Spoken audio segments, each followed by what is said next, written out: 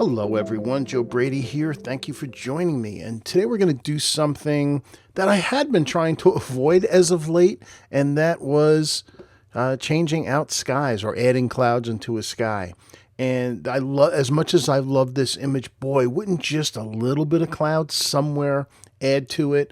And I also think I'm going to change the crop when I'm done, but we've got this solid blue sky, and I didn't have the opportunity to put anything up in here to frame it. So let's see what we can do. I did open up a sky that I had previously shot. This was just, I don't even remember when I shot this, a long time ago, but it was one little isolated cloud, so that was what I was after.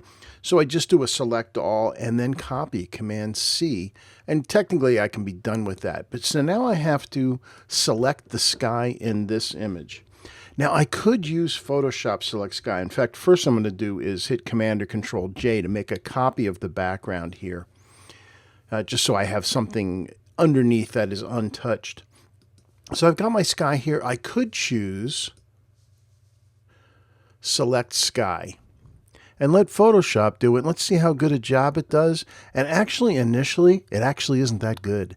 Let's look up in here, look up behind the trees, and look at all the areas that it's missed. Let's take a look at the border. It did a pretty nice job around the border of the image, but over here, didn't do a very good job. So let's deselect that and instead use the magic wand, which is right here. Now, for the magic wand, I am going to leave it on the default tolerance of 32.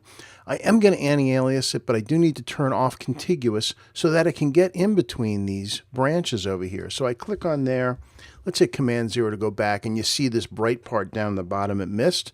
So just hold down the Shift key. Notice it gets a plus, and we get that. Now, if we zoom in to this area, look at how much better a job it did in between the branches.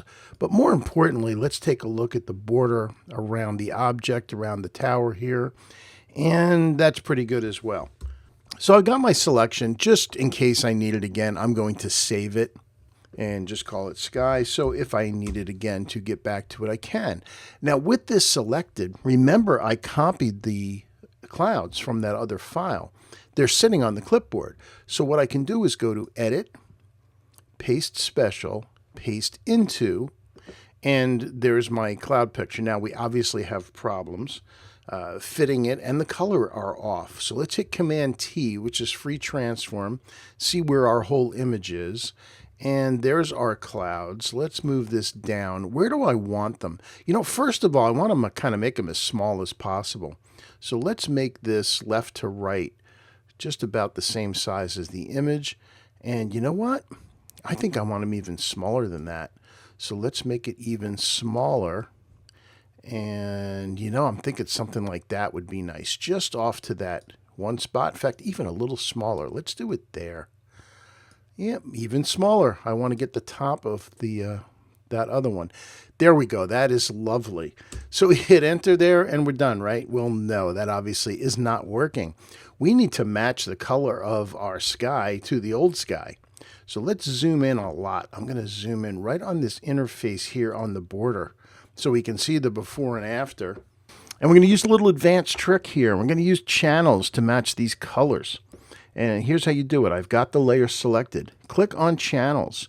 I'm going to start with the red layer here, and I'm just going to click on the little thumbnail, and that turns it to gray.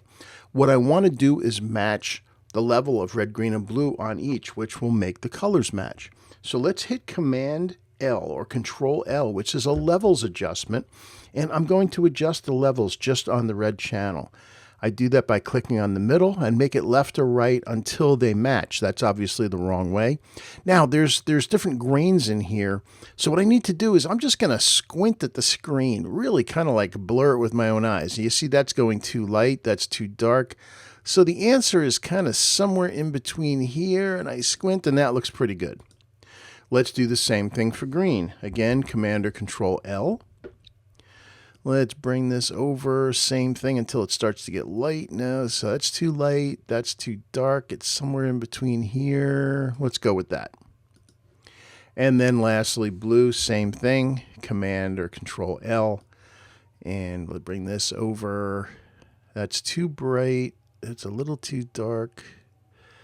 Actually, I think about right there is okay. Now, of course, the grains don't match, but if you look down the bottom left-hand corner, you can see we're magnifying it 1,600%, so it really doesn't mean anything. So let's go back to see our entire image.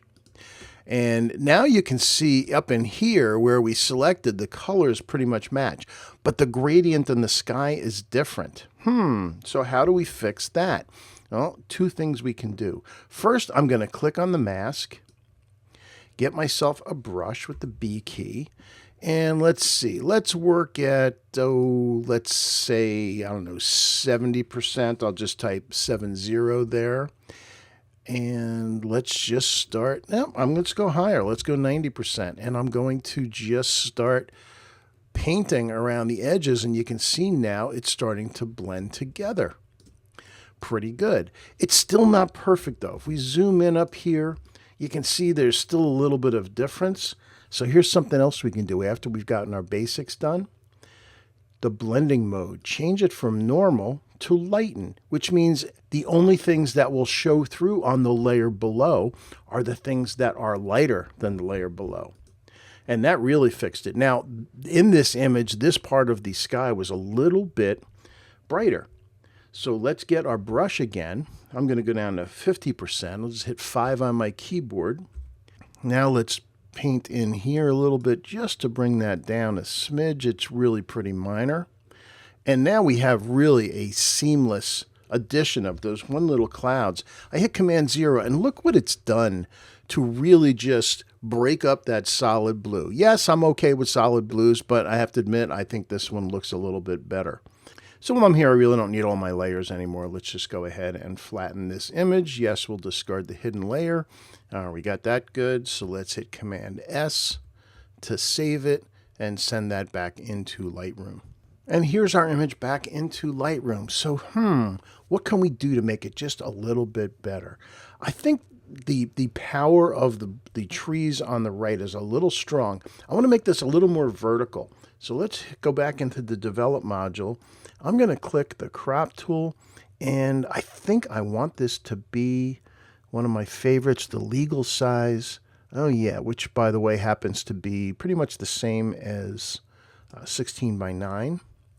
And let's see how that looks. Yes, we're getting rid of a lot of the stuff on the right. Maybe that's a little too much. Let's undo that. I'm going to just kind of freeform the crop here to what I think the image needs. And I think something about that makes the image a lot more powerful. Because what it's doing now is, in fact, let's make a virtual copy of this so we can see it before and after. I'll reset that. So by cropping from there to there, what we're doing is we're making the formation bigger in the frame, and we have this lovely path leading up to the rock, and there's not quite as much distraction or competition from the foliage on the right.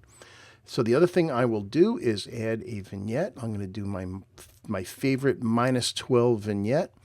And how's the rest of the light? You know what? There's something else that could use a little bit of a fix. I'm going to go into one of the new options in Lightroom under Color Mixer, and that's called Point Color. So I'm going to click on here and decide, well, gee, is the sky color off? I can adjust the hue here up and down. Yeah, I think maybe just a little bit there. As far as bright dark, I can make it a little brighter or darker. I think I'll make it a smidge lighter. And saturation, we can maybe take a very little bit of saturation out. Again, I don't want the sky to compete with the image. I want it to contribute. While we're at it, the greens are a little bit weak. Let's click on this again. We'll zoom into some of the greens here.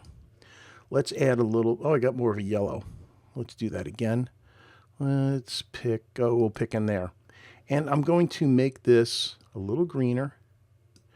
Add a little bit of saturation. That's looking better already. And also the rock, the red rock up here should be a little more saturated. So let's click in there, add a little bit more saturation into that. And you can see it happening live. That's a really nice upgrade on the latest version of Lightroom with this point color mixer, similar to how hue saturation luminance worked, but now it's more precise, to a more precise color. And if we look at the two of them, let's go full screen. There's our original. And then with doing the crop, the vignette, and those point color adjustments, we end up there.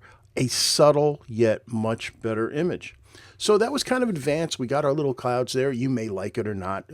More to show you how it's done with some advanced stuff using both Lightroom and Photoshop. That's it for today. Thank you for joining me. Have a great weekend. See you again soon. Bye.